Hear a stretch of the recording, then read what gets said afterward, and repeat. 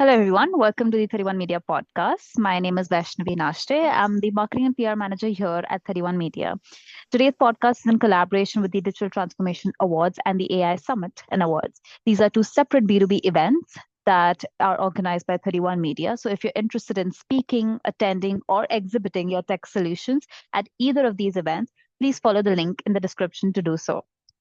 Joining us today is Dennis Lenard, who is the CEO of Creative Navy. He's a specialist in ergonomic design for medtech and industrial appliances. He's also a lecturer for the King's College London, where he mentors the next generation of top UX designers. So we're so excited to have him on the podcast today. Hi, Dennis. How are you? Hi, I'm great. Excited to be here. Nice. Thank you so much for taking some time out to be on the podcast with us. So, before we actually get into the questions, could you help our audience understand a bit more about your background and how you sort of like navigated into this space?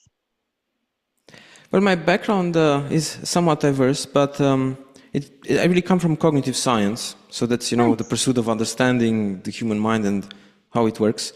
And then within that, there's the field of ergonomics, which is about how people interact with objects or with devices or even with a digital system.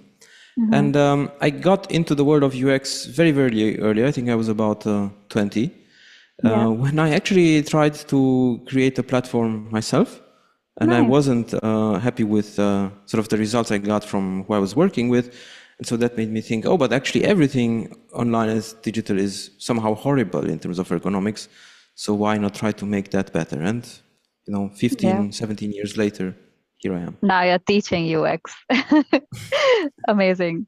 So my first question to you is, how do you think UX design influences the scalability and adoption of digital platforms within an ecosystem? But the thing is, the big value or this amazing potential of platforms is actually within the abundance of data, because everything that people do within these platforms generates data, and then you can find anything that you want or that you dream of somewhere within that data. But as a person, you never have access to the data unmediated. You cannot upload yourself through a USB cable yet. Yeah. So you need to go through what's the user interface, right? And that means that that can be a hurdle, or it can be something that makes it easier for you to find things that you were perhaps not even expecting. Yeah. But that has to somehow fit the data model and yourself as a person.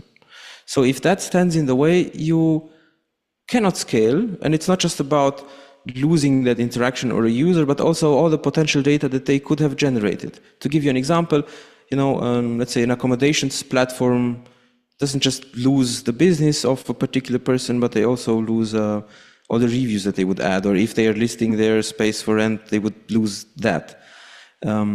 And so what UX does is that it channels people into the right place and makes that easy. And the thing is, there will always be a gap between the effort that you have to put in to get that result as a person through that user interface and the actual result you're looking for. Let's say I've booked this thing. If this gap is large, multiply that by 1 million interactions, it becomes a huge cliff. If you can reduce it even by 5%, it's worth doing that. That's why there is a sort of a tipping point where good user experience means that things can sort of progress into potentially infinity. But you have to be conscious of that in the design, and you have to design for that.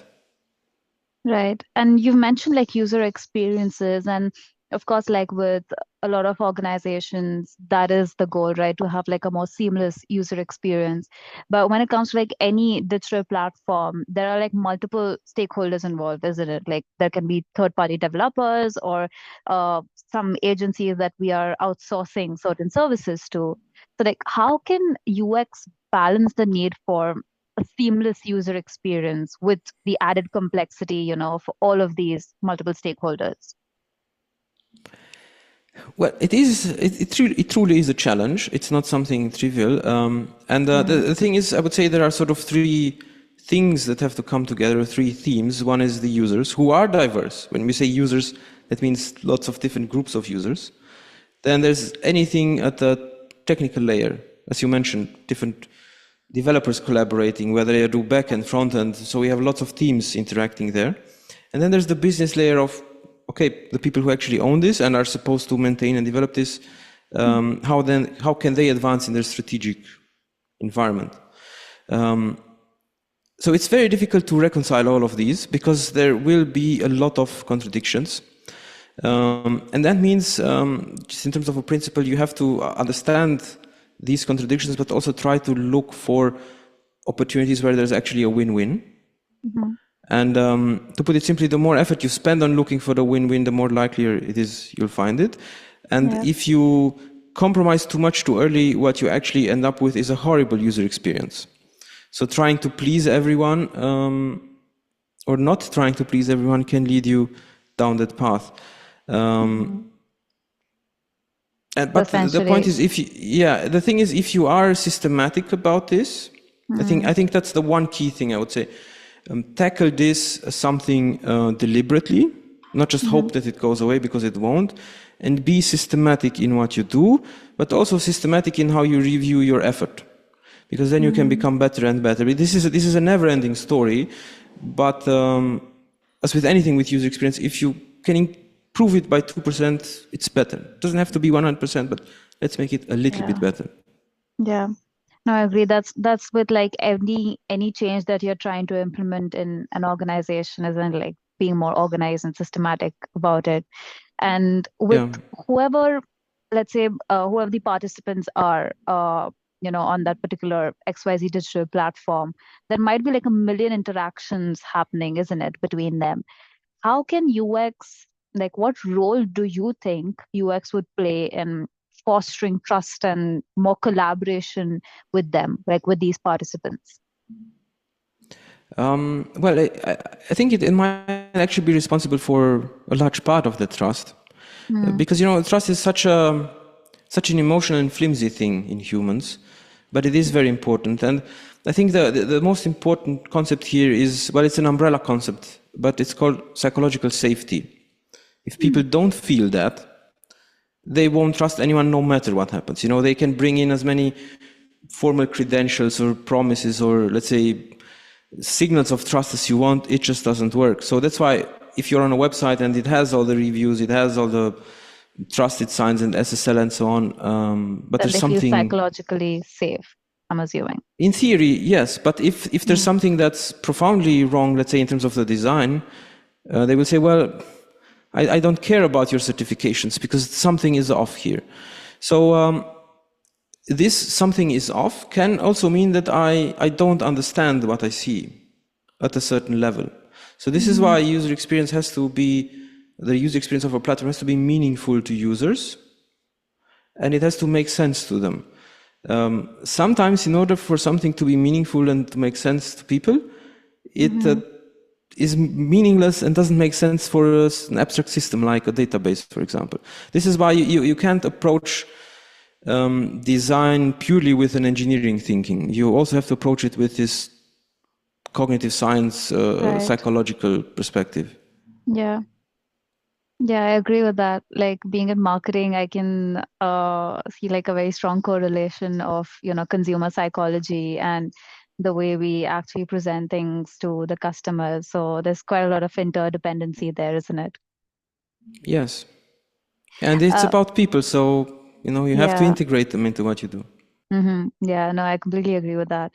My last question to you is, from your experience being in the industry for so long, and you've also mentioned this in your article, that digital platform ecosystems, they play a huge role in how humans create, innovate, and grow.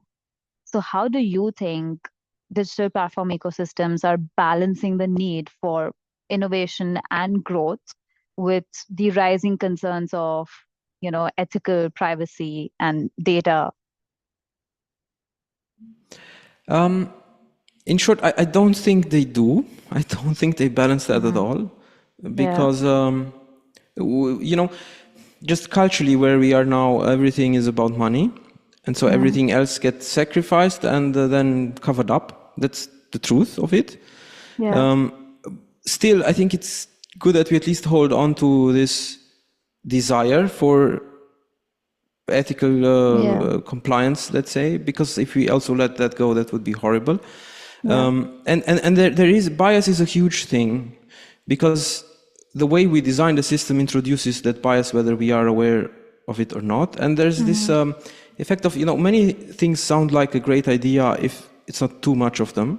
Mm-hmm. But then if they exceed a certain quantity, you realize the actual effect.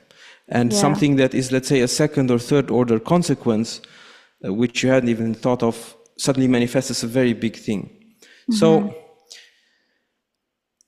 I think we are at a point where we fail so miserably that we can't use Mm. any hacks. There's no. But I think we have to stay true and try to do more to bring some principles into practice. And I think one of that principles has to be transparency, because Mm-hmm. unless there's honesty and unless we know what's happening, there, everything else is for nothing. And we know very well how transparency works online. Yeah. It's a sham oftentimes. But the other aspect that I think we haven't seen enough of is this idea of control, of giving people control.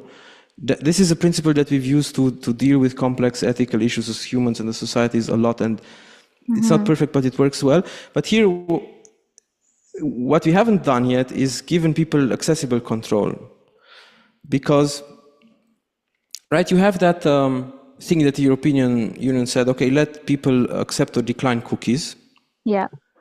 which is, Who knows? yeah, it's completely ridiculous, but it's, let's say, the very first step in this direction. Yeah.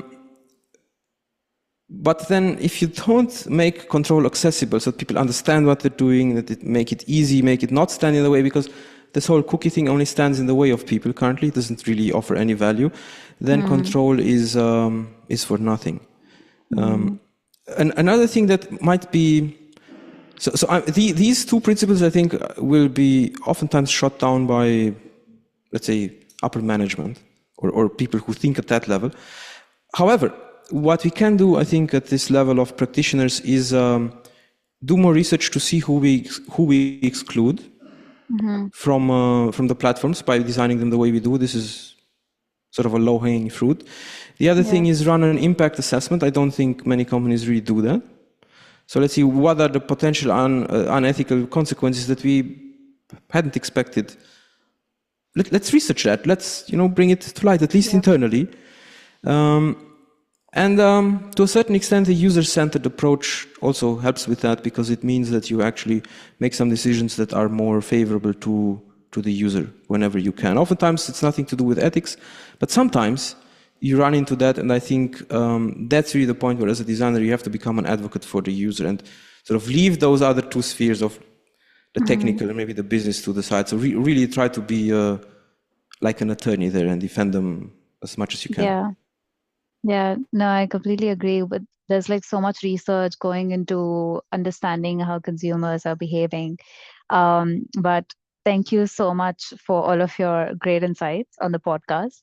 The article is also very amazing. I can't wait for the audience to read that one as well.